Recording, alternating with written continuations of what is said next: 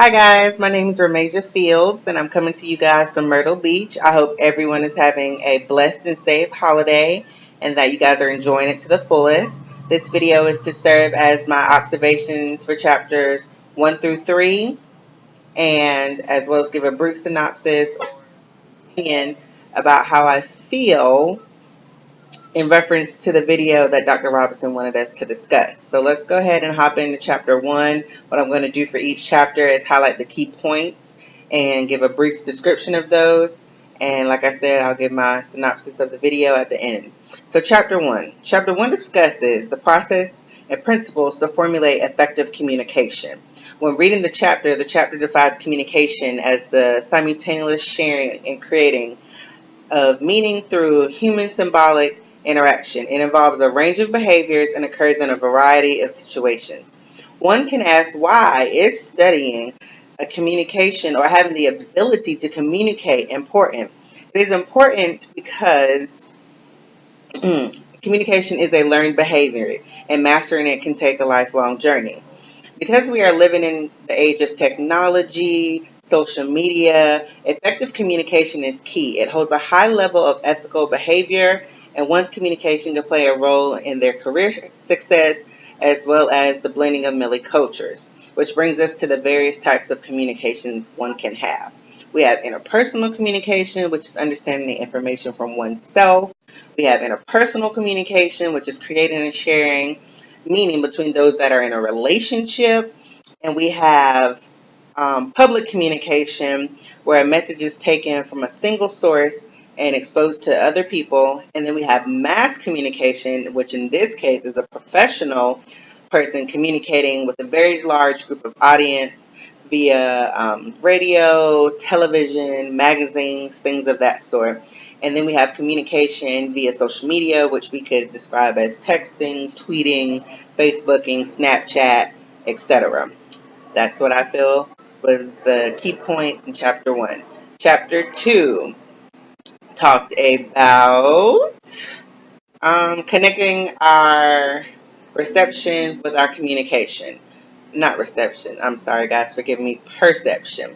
Perception is the process of selecting, organizing, interpreting information, and giving it a personal meaning. There's 3 stages of perception. They involved selecting, organizing, and interpreting.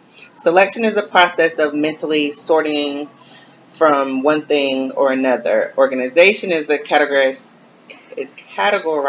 excuse me, you all, of stimuli so that we can make sense of them. And then interpretation is assigning meaning to those stimuli.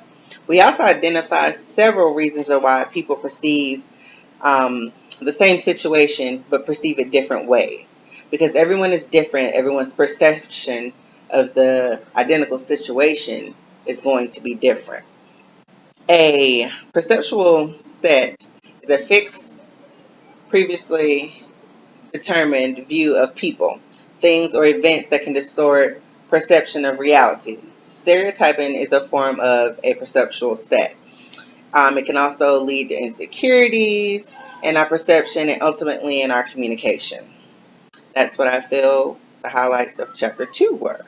Moving on to chapter 3. Within this chapter, we talk about connecting the self with communication. We break down self-concept, self-image, and self-esteem. Self-concept is how we perceive ourselves and how that lines up with our beliefs, our attitudes about ourselves. Self-concept is when we determine our, let's just say that our self-concept can determine our behavior as long as how we choose the appropriate ways to communicate.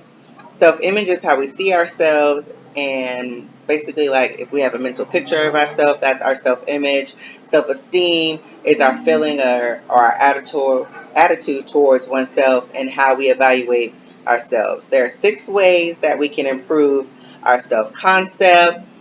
We can describe how we feel about ourselves. We can make a commitment to improving or changing ourselves. We can set a reasonable goal for ourselves. We can decide on the specific things that it is we want to change about ourselves. We can make sure we associate with positive people whenever it's possible. And I think that was 6. I hope that was 6.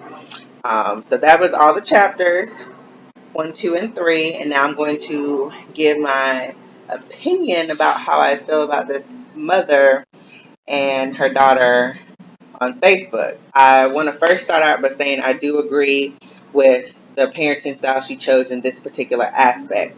I say that because I am a parent and speaking for the not speaking for the younger generation, but seeing the younger generation, media has completely taken over for them. That's all they do. They are always on Snapchat, Twitter, Facebook. They stay in a phone. They stay in a computer. I don't even think half of them know what outside is.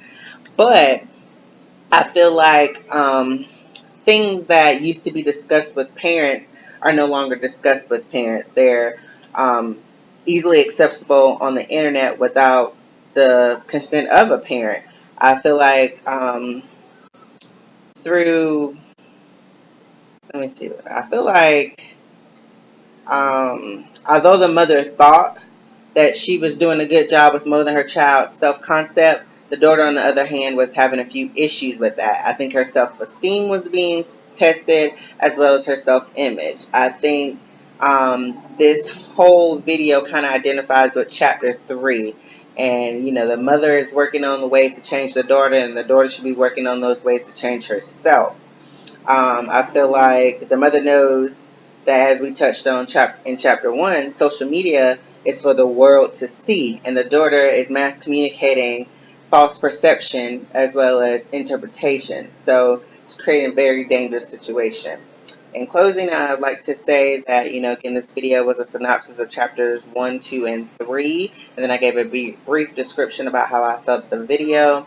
And once again, I hope you guys are having a wonderful, wonderful Memorial Holiday weekend, and you guys have a great one. Thanks for tuning in. Bye.